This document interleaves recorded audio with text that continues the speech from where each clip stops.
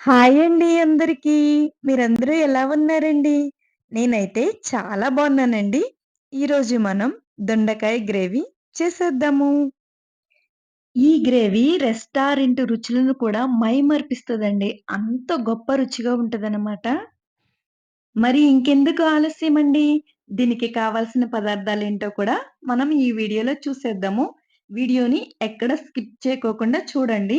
దీనికి కావాల్సిన పదార్థాలు: పావు కిలో దొండకాయలు, 2 టమాటాలు, 2 ఉల్లిపాయలు, పెద్ద నిమ్మకాయ సైజంత చింతపండు, 4, 5 ఎండుమిర్చి, 1 టేబుల్ స్పూన్ జీలకర్ర, 1 టేబుల్ స్పూన్ మెంతులు, 7, 8 వెల్లుల్లి రెబ్బలండి. ఇంకా పావు కప్పు వేరుశనగ గుళ్ళనమాట. దొండకాయల్లో వాటర్ పోసి, నీట్‌గా క్లీన్ చేసి, ఒక్కొక్క దొండకాయని 4 ముక్కలుగా కట్ జేసి, నేను చూపిస్తున్న విధంగా పక్కన పెట్టుకోవాలండి. ఉల్లిపాయలు తీసుకొని, 2 సైడ్ కూడా కట్ జేసి, ఉల్లిపాయ పీల్ అనేది తీసి వాటర్‌లో వేసుకోవాలండి. ఇంకా టమాటాలు కూడా వాటర్‌లో ఏసి, నీట్‌గా క్లీన్ చేసి, ఆ తర్వాత కట్ జేసి పక్కన పెట్టుకోవాలండి. చాలామంది దొండకాయ తినడానికి ఇష్టపడరు. అయితే దాని ఆరోగ్య ప్రయోజనాలు తెలిస్తే మీరు కూడా తింటారు. దొండకాయ పేరు వినగానే చాలామంది ముఖం చిట్లించుకుంటారు. దాన్ని తినడానికి అంతగా ఇష్టపడరు. అయితే దొండకాయ వేపుడు, దొండకాయ పచ్చడిని కొంతమంది ఇష్టంగా తింటారు. దొండకాయలో ప్రయోజనాలు తెలిస్తే మీరు కూడా తినేస్తారండోయ్! దొండకాయలో fibre, vitamin B, బి2, బి3, B6, బి9, sodium, zinc వంటి పోషకాలు పుష్కలంగా ఉంటాయండి. షుగర్ పేషెంట్సు వారంలో ఒక్కరోజు దొండకాయ కూర తిన్నా లేదా దొండ ఆకుల రసం తాగినా రక్తంలో చక్కెర స్థాయిలు కంట్రోల్‌లో ఉంటాయండి. కాబట్టి ప్రతి షుగర్ పేషెంట్ కూడా వారానికి ఒక్కసారైనా సరే ఈ దొండకాయ కూర తినడానికి ట్రై చేయండి. ఇప్పుడు మనము ఒక బౌల్ తీసుకుందామండి. ఆ బౌల్‌లో చింతపండు వేసి, వాటర్ పోసి నానబెట్టి పక్కన పెట్టేసుకుందాము. స్టవ్ వెలిగిచ్చి, పాన్ పొయ్యి మీద పెట్టి 1 టేబుల్ స్పూన్ ఆయిల్ వేసి, ఆయిల్ అనేది బాగా హీట్ అయిన తర్వాత, మనము ఎండుమిర్చి, పల్లీలు, జీలకర్ర, ఇంకా మెంతులు ఇవన్నీ వేసి వేయించుకుందామండి.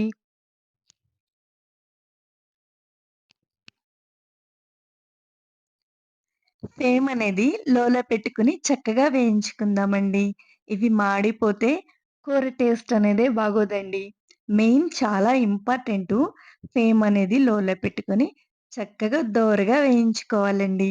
ఇవి వేగుతూ ఉండగా గుప్పెడు కరివేపాకు కూడా వేసి వేయించుకుందామండి. కరివేపాకు వేయగానే స్మెల్ అయితే భలే ఉంటదండి. నాకు ఏ కూరలో కూడా కరివేపాకేయగానే స్మెల్ బాగా నచ్చుతదండి. అంత బావుంటదనమాట. ఓకే. చూస్తున్నారు కదా! ఈ విధంగా వేయించుకోవాలి. ఇది మంచిగా వేగిన తర్వాత మనము ఒక ప్లేట్‌లోకి తీసుకొని చల్లారపెట్టుకుందామండి.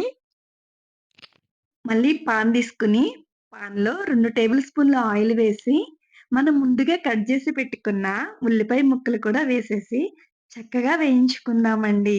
ఈ ఉల్లిపాయ ముక్కలు గోల్డెన్ బ్రౌన్ కలర్ వచ్చేంత వరకు కూడా మనము వేయిద్దామండి.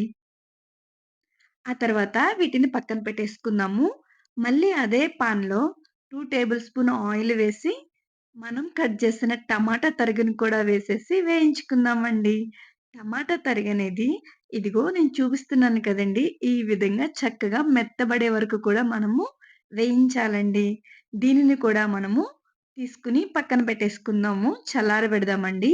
ఈ లోపల స్టవ్ మీద ఒక బాణీ పెట్టి ఆ బాణీలో 3 లేదా 4 టేబుల్ స్పూన్‌ల ఆయిల్ వేసి, ఆయిల్ అనేది బాగా హీట్ అవ్వాలండి.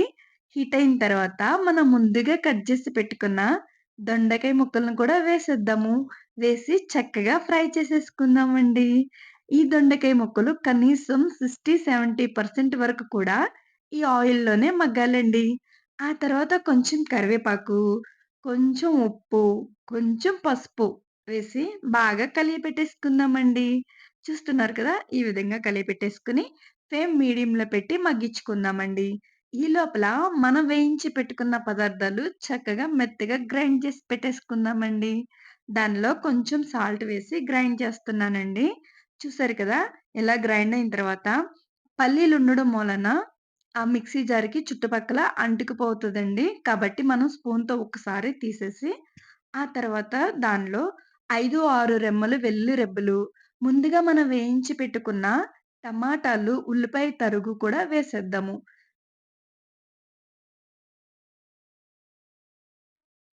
నానబెట్టిన చింతపండుని, ఇంకా మిగిలిన వాటర్ కూడా దానిలో పోసేద్దాము. పోసేసి మెత్తగా గ్రైండ్ చేసేద్దాము. చూస్తున్నారు కదండీ! ఈ విధంగా అయితే గ్రైండ్ అయిందనమాట మెత్తగా. ఓకేనండి. ఈ దొండకాయలు ఎంతవరకొచ్చినాయో చూద్దామండి. ఓహ్! బాగా కుక్ అయినియండి. 60% దాకా చక్కగా కుక్ అయిపోయి ఉన్నాయి. ఇప్పుడు మనము దీనిలో మనం పేస్ట్ చేసిన మిశ్రమాన్ని వేసేద్దామండి.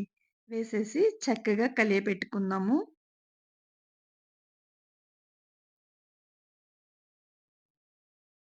ఫ్లేమ్ అనేది లోనే ఉంచుకుందామండి. మళ్ళీ మూత పెట్టి ఒక 3 మినిట్స్ తర్వాత 1 టేబుల్ స్పూన్ కారం వేసి మరొకసారి కలియబెట్టుకుందామండి. ఈ గ్రేవీ అనేది ఇంకా ఆ దొండకాయ ముక్కలకి చక్కగా పట్టాలండి. అప్పుడు టేస్ట్ చాలా బావుంటదనమాట. మధ్య మధ్యలో కలుపుకుంటూ మూత పెట్టుకుందామండి. అడుగనేది అంటుకోకుండా ఉండాలి.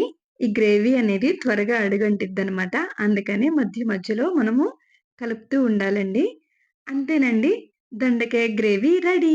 లాస్ట్ ఫైనల్ ఏంటంటే, మన వంటకాల్లో మకుటం లేని మహారాణి అదేనండి కొత్తిమీర. కొత్తిమీర కూడా వేసేసి దించేయడమే. ఒక సర్వింగ్ బౌల్ తీసుకొని చక్కగా సర్వ్ చేసేసుకోవడమే. చూస్తున్నారు కదండీ నా వీడియోస్ గనుక మీకు నచ్చినట్లయితే ప్లీజ్ అండి సబ్స్క్రైబ్ చేయండి, లైక్ చేయండి, షేర్ చేయండి. ఇలాంటి మరెన్నో వీడియోస్ మీ ముందుకు తీసుకొస్తాను. మీరందరూ కూడా లక్కీ కుకింగ్‌కి సపోర్ట్ చేయండి. ఇప్పటి వరకు సపోర్ట్ చేసిన అందరికి థాంక్ యూ.